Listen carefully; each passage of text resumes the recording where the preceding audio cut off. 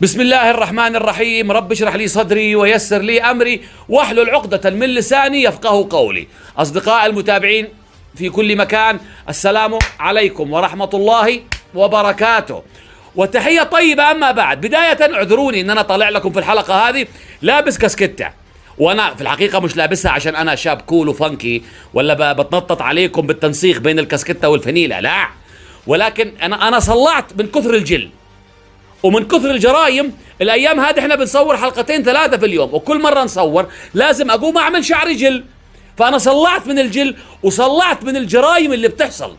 والله تعبنا، الناس كلها تعبت من هول الجرائم اللي بتحصل الايام هذه. احنا ما بننامش الساعه الان 3:15. اللي بيحصل كارثي يا جماعه.